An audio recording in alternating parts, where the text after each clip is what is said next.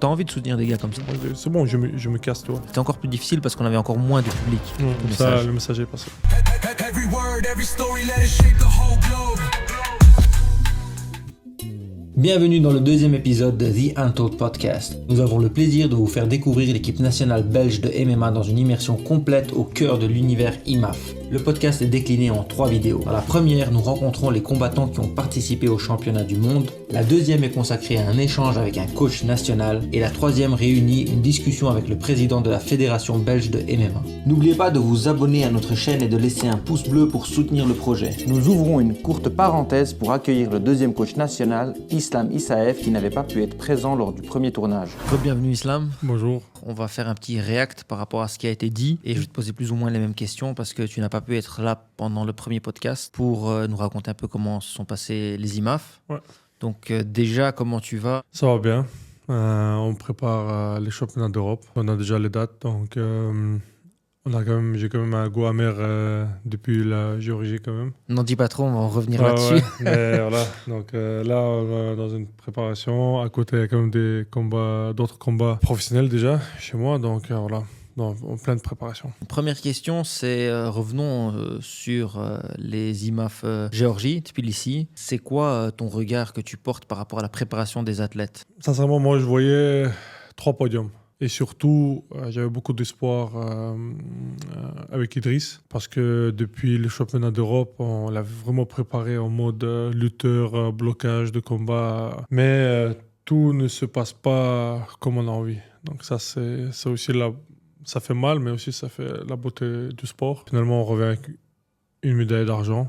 Mohamed Amin qui fait ça, pour moi, il fait un très beau parcours. Je félicite aussi Lucas. J'ai vraiment aimé comment il était préparé mentalement. Il lui a manqué juste un petit peu pour gagner le champion parce que avant d'affronter le champion en titre, je lui ai dit si tu gagnes, je crois que c'était Ouzbek, je dis je suis sûr tu es sur le podium, tu vois.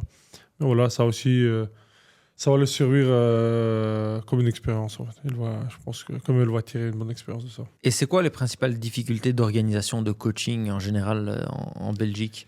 En Belgique, le plus dur, c'est rassembler tous les combattants. C'est organiser des entraînements nationaux. Parce que, voilà, chacun sa vie, personne ne vit du sport. Les gens, ils ont du travail, les week-ends. Par exemple, moi, je suis occupé souvent les week-ends. Et on a du mal à rassembler tous les combattants à un moment donné pour connaître déjà les combattants. Parce que moi, je suis coach national. Alors, souvent, je suis amené à être dans le coin d'un athlète. Il m'est déjà arrivé que je ne connais pas du tout l'athlète. C'est pas la première fois que je le vois, mais je ne le connais pas du tout, quoi, tu vois.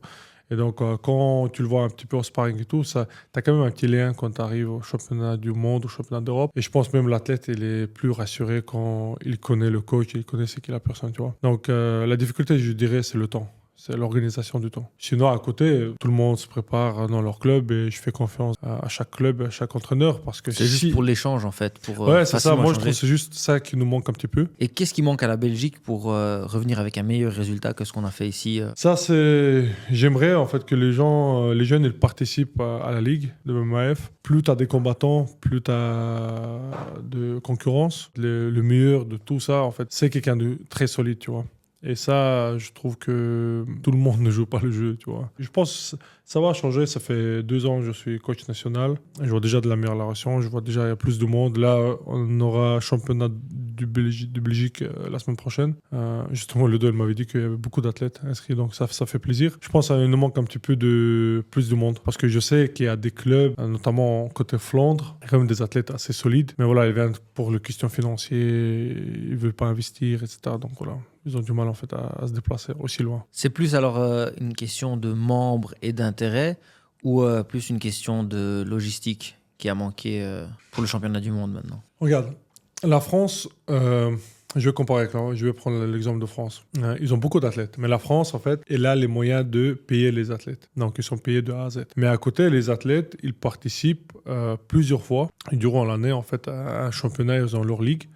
Ils participent à chaque ligue et en fait seulement le champion qui est payé, tu vois. Du coup, quand tes frais sont payés, etc., tu peux te permettre d'aller jusque là-bas.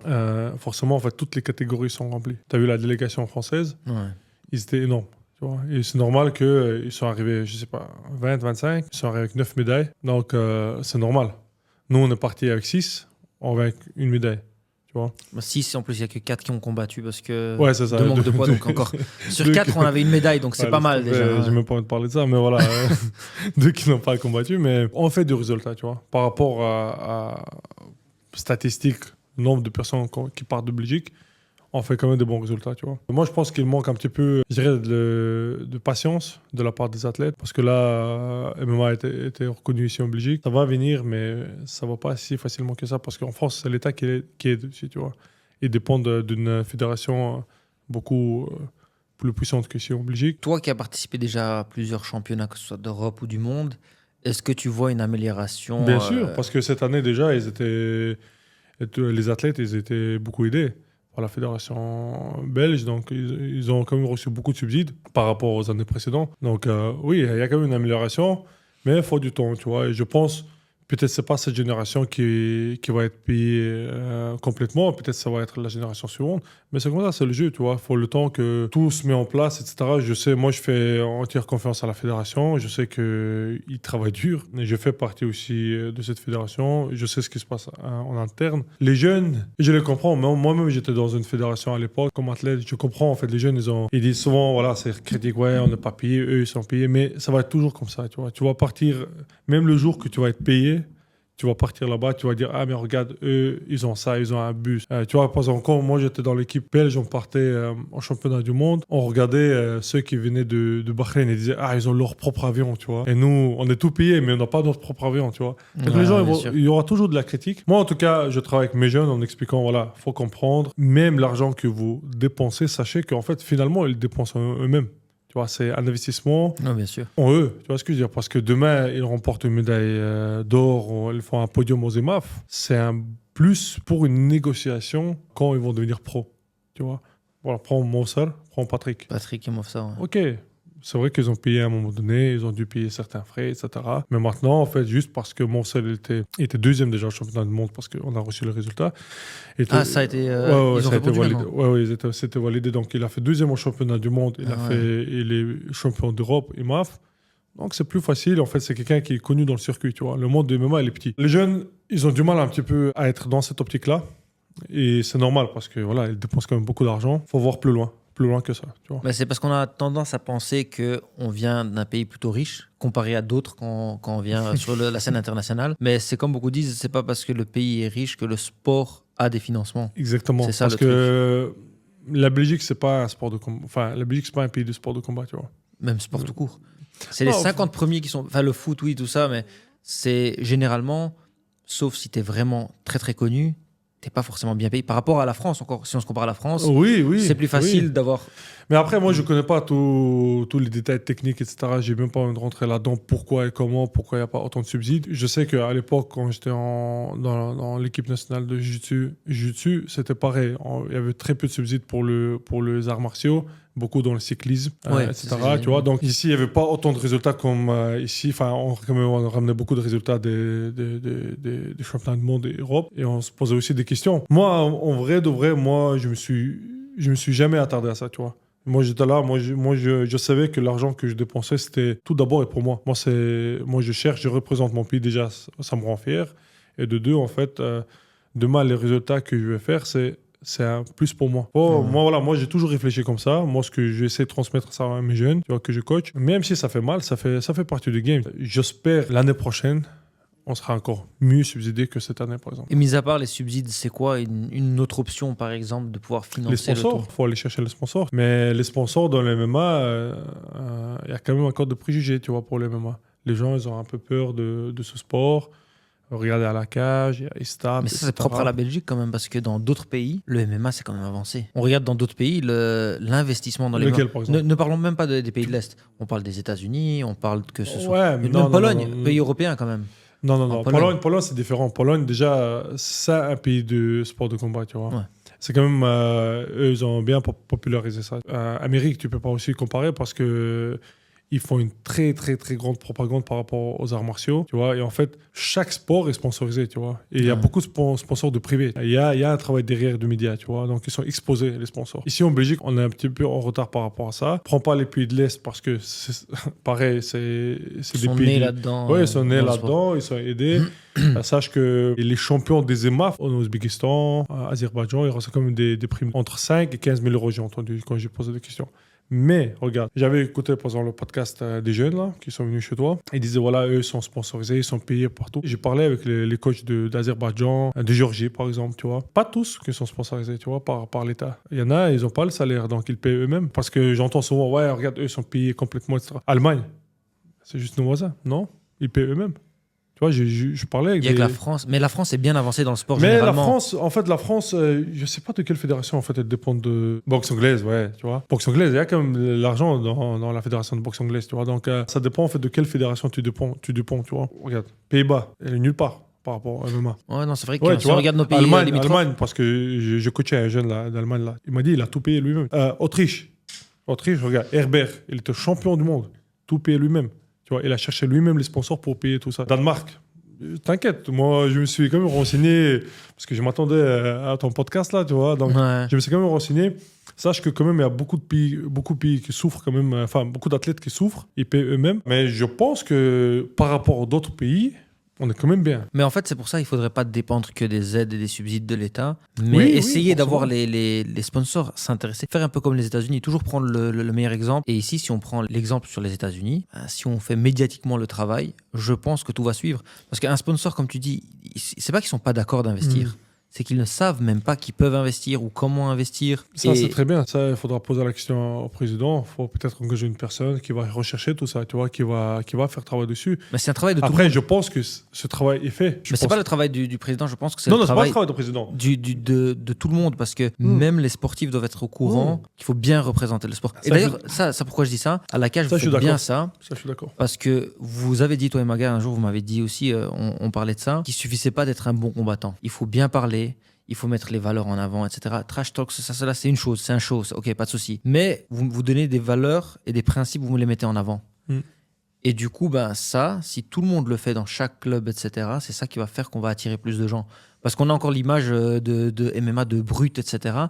Et c'est comme Lucas, il a dit ça, et moi, j'ai eu ce retour aussi. Il y a des gens qui étaient intéressés d'investir. Et à un moment donné, ben, on discute, et puis il pose la question de c'est pour quel sport? Je dis MMA, finalement, championnat du monde.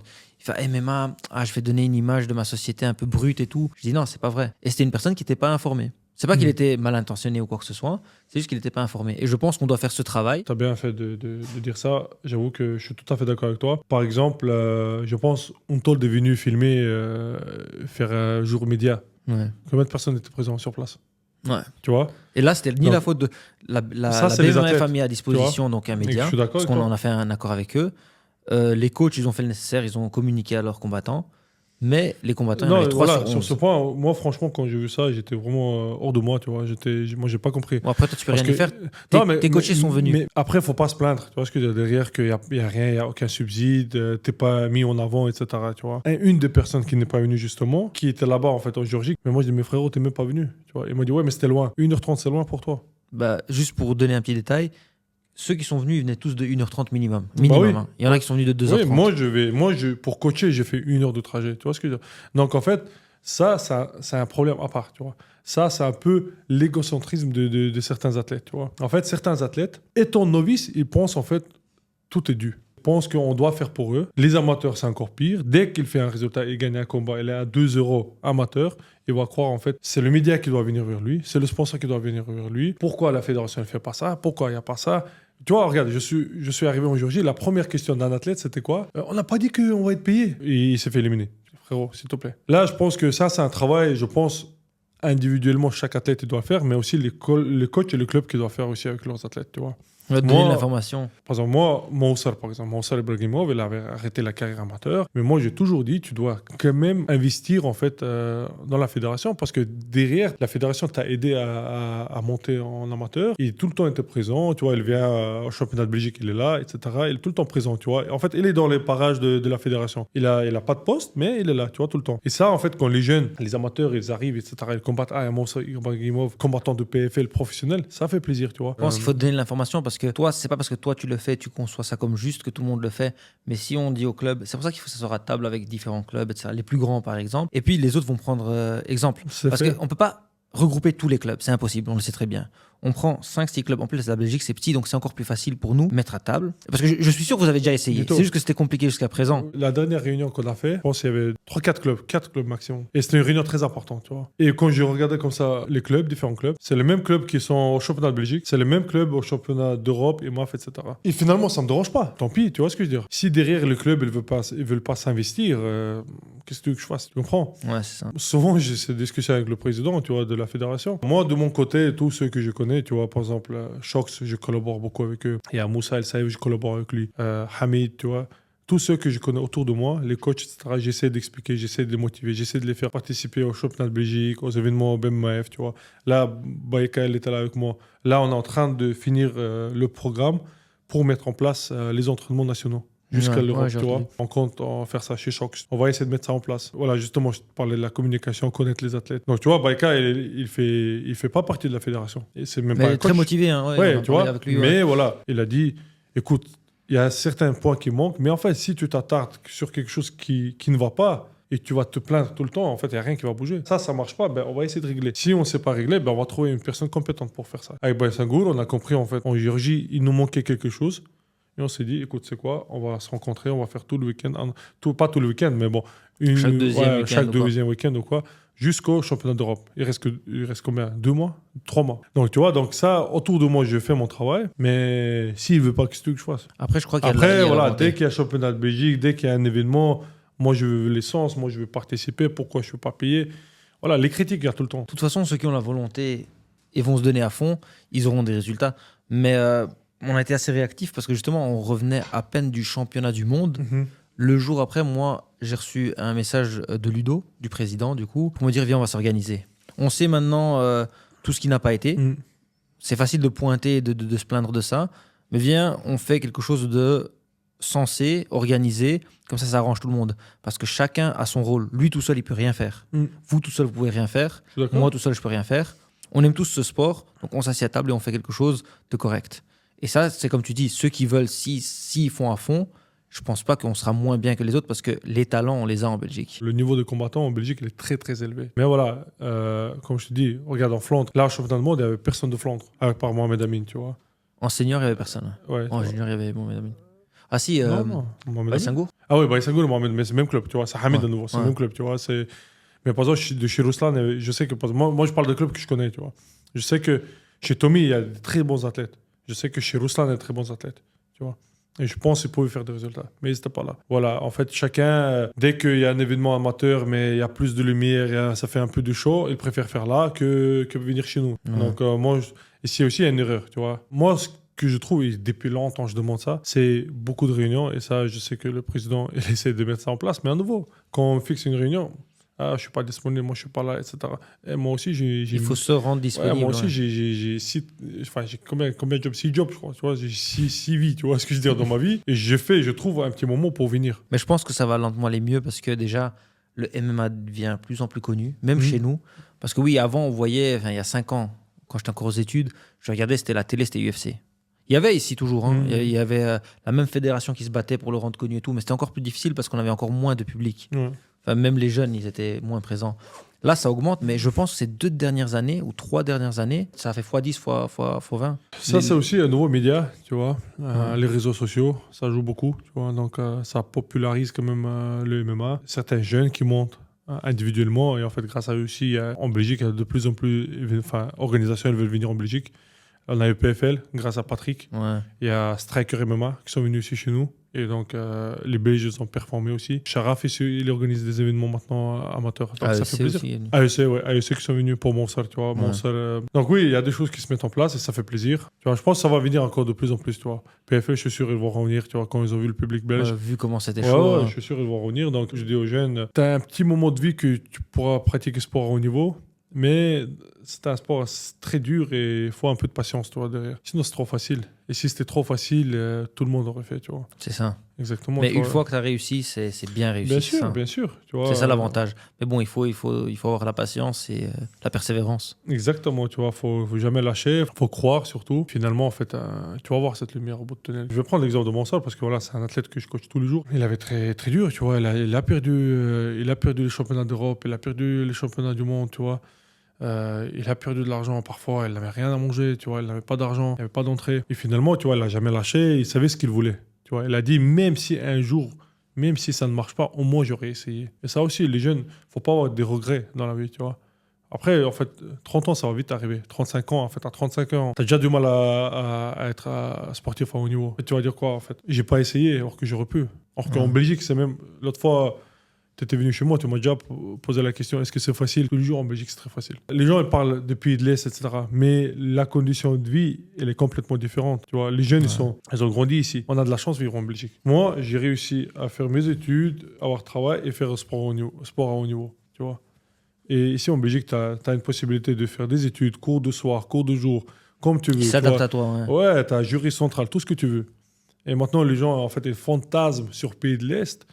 Mais la vie, elle est très difficile, tu vois. C'est parce qu'ils n'ont pas vécu là-bas et qu'ils n'ont pas vu les galères de... Tu vois, pour eux, c'est un ascenseur social, tu vois ce que je veux dire. Donc eux, en fait, s'ils ne percent pas là-dedans, en fait, ils vont percer nulle part. Ils n'ont pas le choix. Et si les jeunes, ils ont quand même le choix. Si ça ne marche pas dans le sport, ben, je vais travailler le minimum, le taf que tu vas faire, ça va te rapporter quelque chose, tu vois. Tu pourras vivre. Il faut arrêter avec tout ça, de fantasmer sur les pays de l'Est, etc.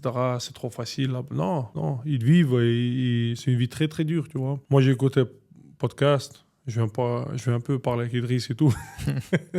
Parce que voilà, trop critiquer, voilà. Après, bon, Idriss, on ne peut pas lui en vouloir. Il a encore le goût amer, c'était encore récent. Je sais, Dito. Mais on était à peine revenu, ça faisait une semaine qu'on était revenu. Cette situation est arrivée. Voilà, c'est bon. Mais là, il est passé à autre chose. Ouais, voilà, mais c'est juste que quand on a fait le podcast, ça faisait vraiment une semaine qu'on était revenu. Je sais, c'est vrai. Donc il avait encore ce côté. Mais même là-bas, Georgie était là, je lui ai dit, écoute, c'est bon, tant pis. Même Hamza, tu vois. Ok. Il n'a pas fait le poids, j'étais hors de moi. Mais qu'est-ce que tu veux faire? Tu vas crier, tu vas t'énerver, il a pleuré, mais qu'est-ce que tu veux faire? Tu vois ce que je veux dire? Il faut avancer, c'est bon, tant pis. Toi, t'as pris de l'âge, toi. L'année passée, tu parlais pas comme ça. Mais sincèrement, pareil, je me suis dit, finalement... L'énervement ne mène nulle part. Franchement, tu sais, dans le monde, tellement de choses graves, tu vois, il y a beaucoup de guerres, etc. Moi-même, je traverse quand même une période difficile, tu vois, en privé. Quand je regarde, c'est vraiment des problèmes. Tu t'en fous, tellement tu t'en fous, tu vois ce que je veux dire. Tu es en bonne santé, tu peux continuer ta carrière. Hamza, il n'a pas fait le poids. Bientôt, voilà, il va combattre au Maroc, tu vois. Ouais. Voilà, on l'a trouvé un combat, il va partir au Maroc pour combattre. Ça fait classe. Idriss, ok, elle a raté 50 grammes. Là, elle vient de hyper avec le KO de la soirée, tu vois ce que je veux dire, contre un adversaire très, très coriace, tu vois. C'est comme ça, il ne faut pas s'attarder. Voilà, c'est un échec, tu regardes, tu analyses.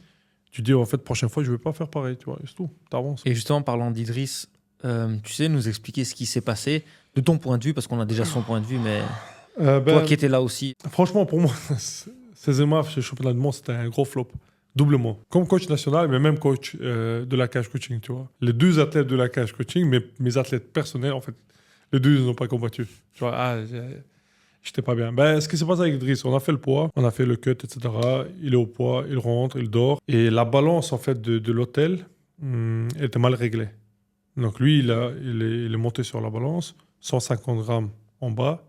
Il arrive à la pesée officielle. Il rentre et je suis tranquille. Et moi, je vais manger petit-déj, tu vois. Je vais à Gaëtan, viens, on va manger petit-déj tranquille. Et là, voilà, il me téléphone et ils ne veulent pas me laisser rentrer. Finalement, j'arrive à rentrer parce que voilà, je connais certains. Je rentre, ils me disent, voilà, 50 grammes au-dessus. Et je dis, comment c'est possible, etc. Non, 50 grammes au-dessus. Et en fait, il faut savoir, c'est MAF, tu n'as qu'un essai. Tu vois, tu ne peux pas faire 2 fois, tu ne peux pas monter 2 fois. Ça parce qu'il y a trop d'athlètes pour faire chaque fois une. Ouais, ils n'ont pas le temps, tu vois, je peux le comprendre. Je trouve que c'est quand même hard, tu vois, un essai. Enfin, mais voilà, c'est le jeu. dépend des Mais nous, grammes. on est au courant. C'est pour ça que je demande à chaque athlète d'être au moins 100 grammes en bas, tu vois, au cas où. Et lui, il était en slip, tu vois, il était en caleçon. Moi, je dis, laissez-le lever le caleçon parce qu'on a la vidéo, on a la preuve que la balance à l'hôtel était mal réglée, tu vois. Émotionnellement, en fait, j'avais du mal avec le aide référé, tu vois. Pourquoi? Parce que il me regarde même pas, tu vois, il regarde comme ça. Moi, je discute par là, il me regarde même pas. Il dit non. Moi, je dis mais comment ça non? Je dis tu vois, je dis comment ça? Il me dit non. Il dit I don't care. I don't care. En fait, là, vraiment, tu vois, manque de respect. En fait, c'est pas la première fois. Il sait qui je suis, tu vois ce que je dis? Il sait que voilà, je viens de Belgique, je sais que je suis coach. Il n'a rien à foutre, tu vois. Il me calcule même pas, il me regarde même pas pour me répondre. Et j'avais deux options.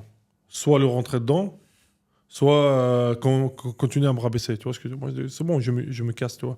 Et en partant, qu'est-ce qu'il fait? Il me dit, non, il me rattrape. Il me dit, tu vas signer un document. Moi, je dis, pourquoi je vais signer un document? Il me dit, si. En fait, il me dit, tu peux pas quitter si tu signes pas le document. Déjà, à la base, je devais même pas être dans cette pièce. Pourquoi tu m'obliges à signer un document? Et non, en fait, il me laisse pas partir. Et là, en fait, j'ai appelé, t'as safeguarding, tu vois. Un type de self-guarding, tu vois, je l'appelle. Et lui, il me dit, en fait, s'il veut pas signer, il ne signe pas, tu le laisses tranquille, tu vois. Et c'est tout, je me casse. Et puis, je parle avec un membre des EMAF. Tu vois, là, franchement, je suis pas bien parce que, tu vois, tout ça, je me suis rappelé. Tu vois, Avec Jordan, tu veux dire? non, il y avait un autre membre, tu Encore vois. un. Je vais pas dire c'est qui, tu vois. Et lui, il me dit, écoute, en vrai, on s'en fout, tu vois. C'est déjà payé, il est disqualifié, on s'en fout, tu vois. Ah, ça c'était entre les deux, oui. Ouais. Franchement, j'étais pas bien, tu vois. Et puis, Jordan, tu vois, il est venu. T'étais là, tu vois. Ouais. Il a commencé à...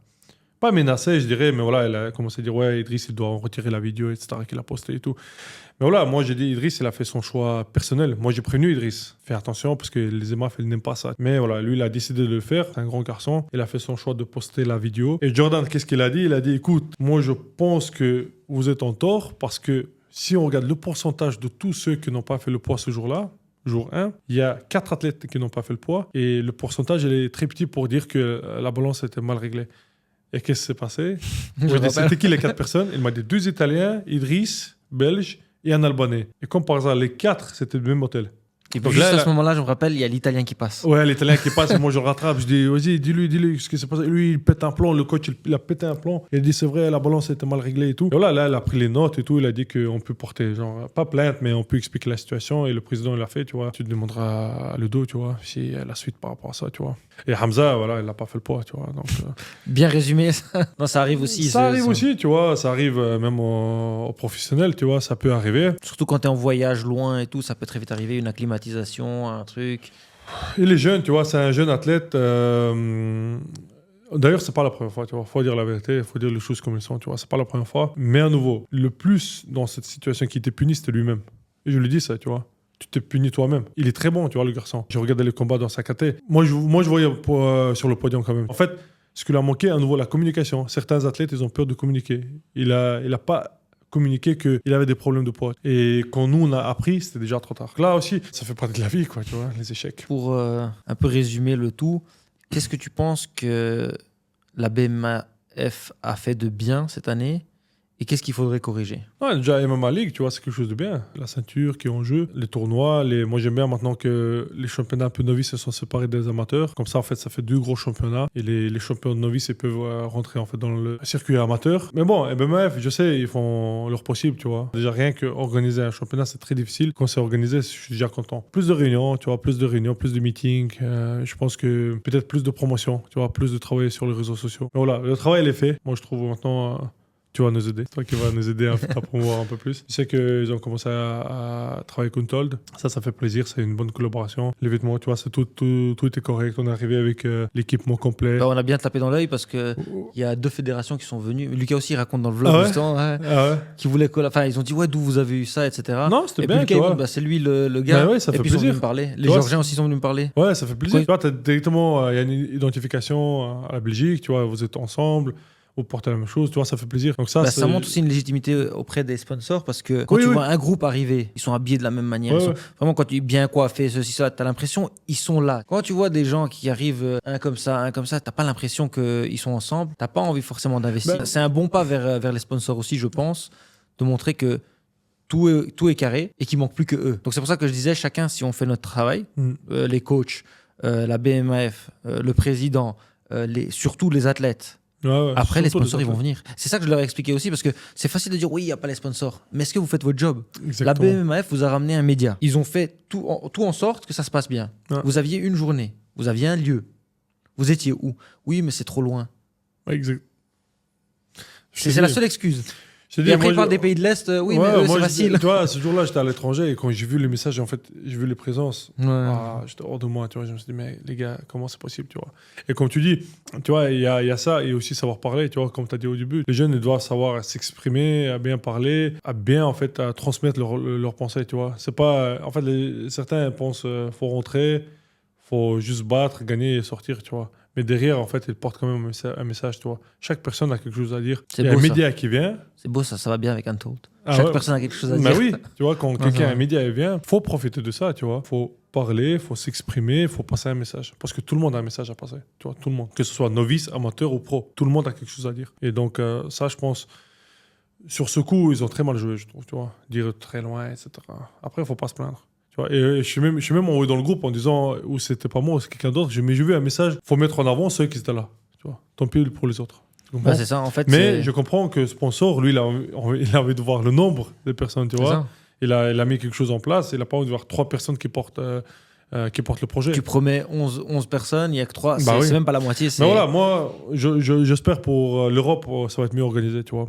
Bah, je pense on s'est pris déjà assez tôt. Enfin, Ouais, plus tôt ouais. que ça, c'était pas possible. On a eu les dates quand? Il y a 2 semaines, je pense. Mm. Les dates précises. Et même avant les dates, Ludo nous a écrit pour les entraînements, pour ci, pour ça.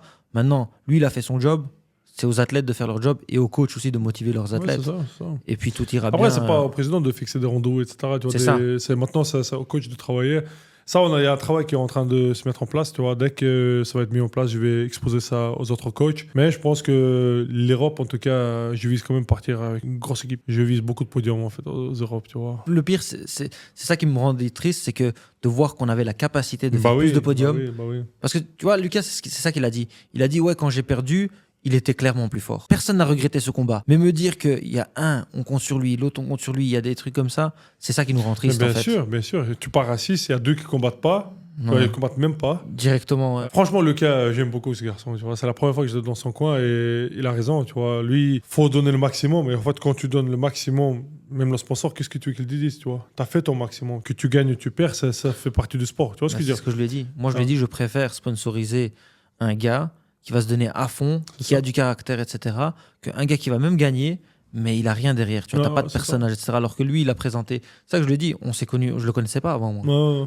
Et là, il est à fond dedans dans les projets. Tout, t'as envie de soutenir des gars comme ça. Bah oui. C'est ça qui donne envie de soutenir. Non, c'est très intéressant. Tu nous as bien parlé de tout, tu nous as bien tout résumé. Bah, j'espère. On a un autre avis plus objectif aussi sur certains points. C'était un plaisir de te revoir et merci beaucoup pour tout. Avec et plaisir à de toi. bientôt, Merci alors. à toi. Est-ce que tu as un dernier message peut-être à passer à ton public? Le message est déjà passé, j'ai déjà tout dit, tout ce que je pouvais dire. Ici, il faut juste travailler, il faut se préparer pour les Europes. Il y a quand même beaucoup de demandes. Mais voilà, tu vois, ça, regarde ça aussi, tu vois. Derrière, je veux dire, Géorgie, c'est loin, ça coûte plus cher. Et en fait, les Europes, maintenant, il y a beaucoup de demandes parce que c'est plus près. Ouais. Mais là, les gars, faut pas pleurer si vous n'êtes pas sélectionné.